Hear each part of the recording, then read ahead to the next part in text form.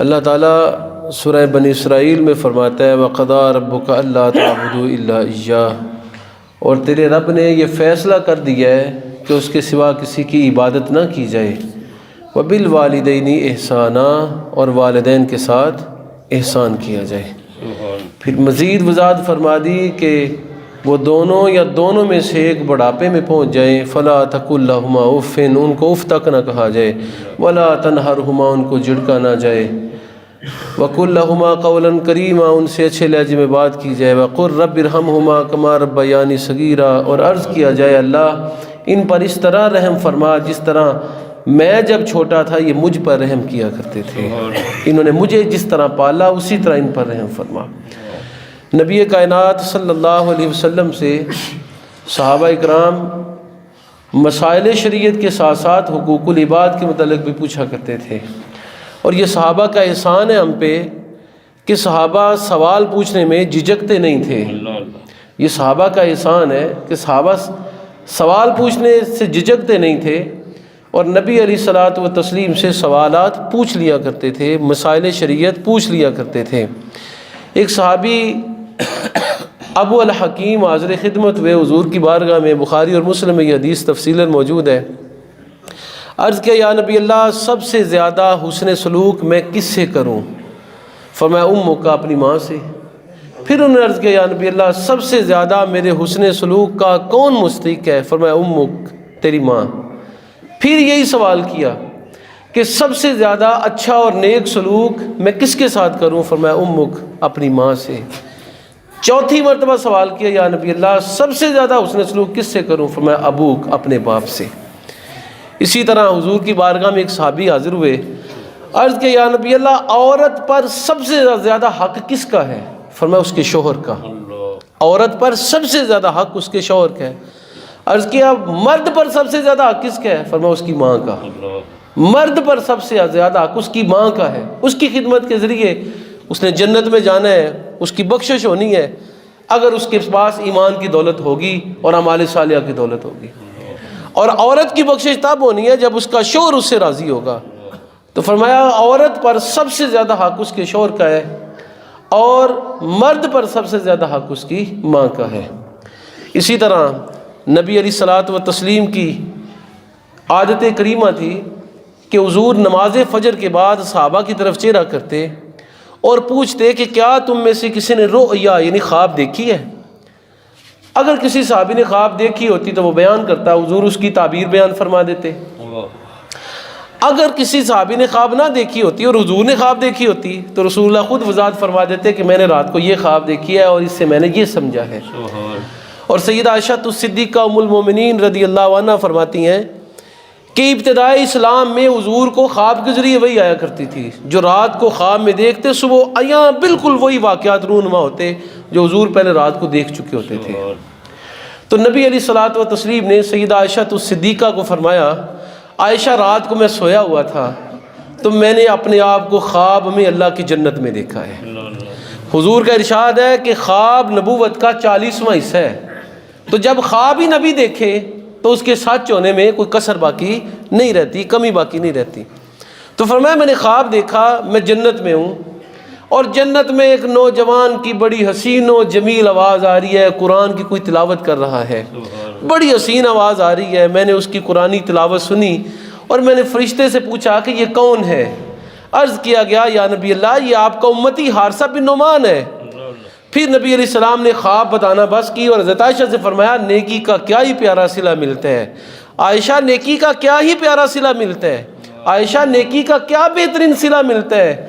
یہ حارثہ بن نعمان اپنی ماں کی بڑی خدمت کیا کرتا تھا، اس وجہ سے میں نے اسے جنت میں قرآن کی تلاوت کرتے ہوئے دیکھا ہے۔ پہلے خواب بیان فرمائی، پھر اس کی وضاحت بھی کر دی کہ حارثہ کو جنت ملی تو ملی کیسے۔ حارثہ کے بارے میں فرمایا جنت اس لیے ملی کہ وہ اپنی ماں کی بڑی خدمت کیا کرتا تھا۔ یمن سے صحابی حاضر خدمت ہوئے، عرض کیا یا نبی اللہ ہجرت کر کے آیا ہوں، اور ہجرت کر کے آنے کا مقصد یہ تھا کہ آپ کے ساتھ مل کے کندھے سے کندھا ملا کے دین کی خدمت کروں، جہاد کروں، کافروں سے آپ کو بچاؤں، دین کو بچاؤں۔ فرمایا کیا تیرے رشتہ دار یمن میں ہیں؟ عرض کیا ہاں یا نبی اللہ میری ماں ہے۔ فرمایا اپنی ماں کے پاس جاؤ، اس کی خدمت کر، اسی میں تجھے مجاہدے کا ثواب ملے گا۔ اسی طرح ایک صحابی حاضر ہوئے، یا نبی اللہ میں فلاں علاقے سے آیا ہوں، اور میں جب آیا تھا ہجرت کی نیت اور جہاد کی نیت سے، تو میں نے اپنے ماں باپ کو روتا ہوا چھوڑا ہے۔ حضور نے کلمہ پڑھایا اور فرمایا واپس جا، اور جس طرح ماں باپ کو رلایا ہے اسی طرح انہیں ہنسا، اسی طرح انہیں خوش جب تک نہیں کرے گا تو میں بھی تجھ سے خوش نہیں ہوں گا، واپس جاؤ۔ اور لمبا سفر کر کے وہ صحابی آئے تھے۔ ایک حدیث کے مطابق وہ آذربائیجان سے یعنی افغانستان کے قریب سے گئے تھے عرب میں، اور اتنا لمبا چوڑا راستہ طے کر کے پہاڑی سلسلے عبور کر کے گئے۔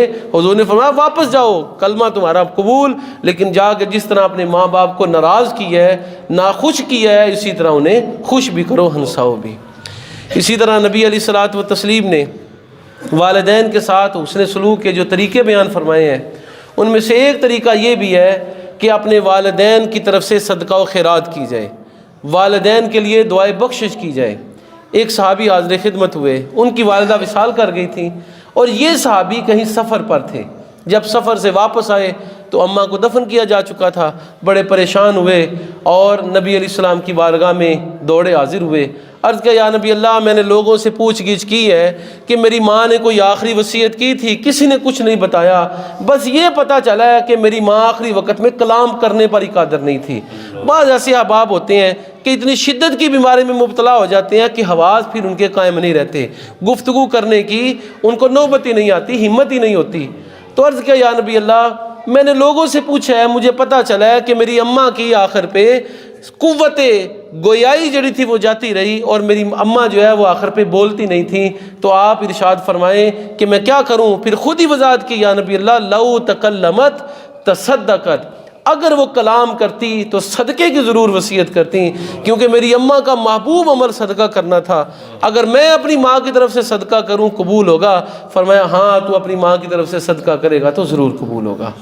یہاں ایک شرعی مسئلہ بھی سنیں، اگر کسی کے ماں باپ فوت ہو جائیں یا گھر میں کسی کی فوتیدگی ہو جائے اور اس کے ذمے روزے رہتے ہوں، تو روزے رکھنا ولی کی، گھر کے سربراہ کی ذمہ داری ہے، اپنے ماں باپ کی طرف سے روزے رکھنا۔ کیونکہ بخاری کی حدیث میں ہے، ایک صحابی حاضر خدمت ہوئے، یا نبی اللہ میری والدہ، اور ایک روایت کے مطابق والد وصال کر گئے، ان کے ذمے روزے تھے رمضان کے، نہیں رکھ سکے، فدیہ بھی نہیں دیا، تندرست تھے کسی وجہ سے روزے نہیں رکھ سکے اور فدیہ بھی نہیں دیا، تو میں کیا کروں؟ کیونکہ صحابہ اگر بیمار ہوں تو پھر وہ فدیہ دے دیا کرتے تھے، یا پھر مالی استطاعت ہی نہیں ہوگی، فدیہ نہیں دیا ہوگا، تو میں کیا کروں؟ کیا میں روزے رکھوں گا تو میری والدہ یا والد کی طرف سے ادا ہو جائیں گے؟ فرمایا اگر تیری ماں یا تیرے باپ نے کسی کا قرض دینا ہوتا اور تو ادا کر دیتا، ادا ہو جاتا؟ عرض کہ ہاں یا نبی اللہ، قرض ادا ہو جاتا۔ فرمایا اسی طرح تیری ماں اور باپ کے ذمے اگر عبادات تھیں، روزے تھے، تو رکھے گا تو ان کی طرف سے ادا ہو جائیں گے۔ بلکہ ایک حدیث میں ہے کہ ولی کو رکھنے چاہیے روزے اپنے والدین کی طرف سے اگر ان کے ذمے روزے تھے۔ تو یہ اہم مسئلہ ہے کہ اگر فوتیدگی جس کی ہوئی ہے اس کے ذمے کچھ روزے رہتے تھے، تو گھر کے سربراہ پر لازم ہے کہ اتنے روزے رمضان کے علاوہ دنوں میں رکھ لے تاکہ ماں اور باپ کی طرف سے ادا ہو جائے۔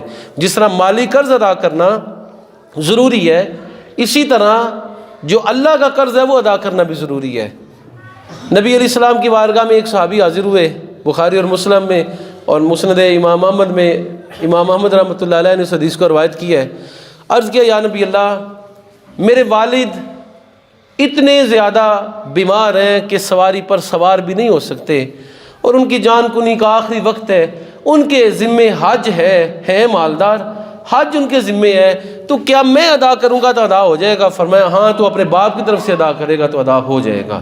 تو زندہ اور مردہ دونوں والدین کی طرف سے حج اور عمرہ اور عبادات اللہ قبول فرما لیا کرتا ہے۔ اسی طرح ایک صحابیہ حاضر ہوئی، یا نبی اللہ والدہ وصال کر گئیں، حج ان کے ذمے تھا، حج کی تیاری تھی لیکن جا نہیں سکی، موت آ گئی، تو کیا میں ادا کروں گی ادا ہو جائے گا؟ فرمایا ہاں، اگر تو ادا کرے گی ادا ہو جائے گا، کیونکہ اگر تیری ماں پر قرض ہوتا اور تو ادا کرتی تو وہ بھی ادا ہو جاتا۔ ایک اور حدیث، جو آدمی شکایت کرتے ہیں جی مال میں برکت نہیں ہے، گھر کے اندر برکت نہیں ہے، صحت نہیں مل رہی، زندگی بڑی اجیرن سی ہے، سکون اور اطمینان نہیں ہے، تو وہ ذرا غور و خوض کریں کہ کیا انہوں نے اپنے والدین کے ساتھ اچھا سلوک وہ کر رہے ہیں؟ اگر والدین زندہ ہیں تو کیا اچھا سلوک کر رہے ہیں؟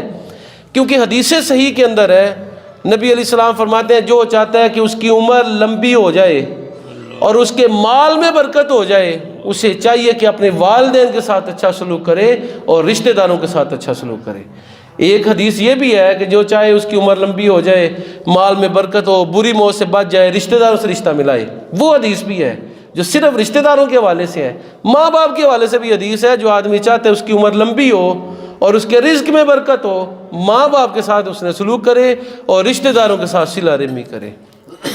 اسی طرح نبی علیہ السلام نے فرمایا کہ انسان سے، ایک بیٹے سے اس کے باپ کے حوالے سے قیامت کے دن سوال کیا جائے گا، کیونکہ بیٹا باپ پر نگران ہے، اور قیامت کے دن اس حوالے سے اس سے سوال کیا جائے گا۔ سوال کیا ہوگا کہ باپ کا کھانا پینا، صحت، سب کا خیال تھا، ادب اور خدمت کا خیال تھا کہ نہیں تھا، اور اگر خدا نخواستہ اس میں کمی نکل آئی تو پھر اس بندے کی اس وقت تک بخشش نہیں ہوگی جب تک ماں باپ اسے معاف نہیں کریں گے، کیونکہ حقوق اللہ تو اللہ معاف فرما دے گا، لیکن حقوق العباد کی ادائیگی اس وقت تک معاف نہیں ہوگی جب تک کہ وہ اہل جو ہے وہ خود اس کو معاف نہ کر دے۔ اس لیے اس حوالے سے خدا را توجہ کیا کریں اور ماں باپ کی خدمت میں کوئی کسر نہ اٹھا رکھیں۔ ماں باپ باری نہیں ہوتے، انہوں نے کئی بچوں کی پرورش کی ہوتی ہے، لیکن جب بوڑھے ہو جاتے ہیں تو ہم ان کو باری سمجھتے ہیں۔ ماں باپ باری نہیں ہوتے، ان کی بدولت اللہ رزق میں، صحت میں، عمر میں خیر و برکت نازل کرتا ہے۔ اور جنہوں نے والدین کی خدمت کی ہے، سچے دل سے کی ہے، ہم میں سے بہت سارے ایسے لوگ بھی ہیں، وہ دیکھ لیں ان کی زندگی میں اگرچہ مال کی کمی کیوں نہ ہو، لیکن خوشحالی ہے، سکون ہے، اطمینان ہے، ذہنی پریشانیاں نہیں ہیں۔ اور جنہوں نے ماں باپ کی خدمت نہیں کی، ماں باپ اگرچہ زندہ ہیں یا وصال کر گئے ہیں، پریشانیاں، مصائب، ذہنی پریشانیاں، اولاد کی طرف سے تکلیف، یہ سب ہے۔ اور دنیا میں بھائی ایسے ہی ہے، جیسا کرو گے ویسا بھرو گے۔ اللہ دنیا میں بھی سزا دیتا ہے ایسے لوگوں کو، پھر ان کی اولادیں بھی نیک اور صالح نہیں ہوتی۔ تو اگر ہم چاہتے ہیں ہماری اولادیں نیک اور صالح ہوں تو ہمیں اپنے والدین کے ساتھ اس نے سلوک کرنا چاہیے۔ جن کے والدین زندہ ہیں ان کی خدمت کرنی چاہیے، راضی ان کو کرنا چاہیے، اور جن کے والدین وصال کر گئے ہیں ان کے لیے دعائے بخشش کرنی چاہیے، صدقہ و خیرات کرنا چاہیے، اور ان کے رشتہ داروں کے ساتھ اس نے سلوک کرنا چاہیے۔ نبی علیہ الصلوۃ والتسلیم سے ایک صحابی نے عرض کیا، یا نبی اللہ، ماں باپ کے ساتھ اس نے سلوک کا کوئی طریقہ ہے جب کہ وہ فوت ہو جائیں؟ فرمایا ہاں طریقہ ہے کہ اگر تیری ماں فوت ہو جائے تو خالہ کے ساتھ اس نے سلوک کر، اور رشتہ داروں کے ساتھ اور ان کے دوستوں کے ساتھ اچھا سلوک کر، انہوں نے جو وعدہ کیا ان کو پورا کر۔ یہ تیرے لیے ماں باپ کے ساتھ اس نے سلوک کا طریقہ ہے۔ تو دعائے خیر اور دعائے بخشش میں والدین کو شامل رکھنا چاہیے۔ ماں باپ کی اتنی قدر ہے کہ میرے بھائیوں، اللہ تعالیٰ نے نماز کے اندر ماں باپ کے لیے دعا کو سنت بنا دیا ہے کہ بندہ قیام کے بعد کئی مرتبہ فاتحہ اور سورتیں پڑھنے کے بعد سبحان ربی العظیم کی اور سبحان ربی الاعلیٰ کی صدائیں لگانے کے بعد، سمیع اللہ لمن حمدہ، ربنا لک الحمد کے مبارک کلمات کہنے کے بعد، اتحیات پر قبلہ رخ اپنے سینے، چہرے کو، نظر اپنی جو ہے وہ سجدہ گاہ پر رکھ کر ادب سے بیٹھ کر شہادت اللہ اور اس کے رسول کی دے کر اپنے نبی پر درود پڑھنے کے بعد کہتا ہے رب اغفر لی ولوالدی، اللہ مجھے بخش دے اور میرے ماں باپ کو بخش دے۔ تو یہ ماں باپ کی عظمت ہے کہ اللہ نے ماں باپ کے لیے دعا کو نماز کا حصہ بنایا ہے۔ اب ہمارا فرض ہے کہ جن کے والدین وصال کر گئے ہیں ان کو چاہیے کہ نماز کسی بھی حوالے سے ترک نہ کریں، اور جن کے والدین زندہ ہیں ان کے لیے بھی لازم ہے کہ حقوق العباد کا یہ حصہ ہے کہ نماز میں ماں باپ کے لیے دعا ہو رہی ہے، ان کو بھی نماز کسی حوالے سے ترک نہیں ہونی چاہیے۔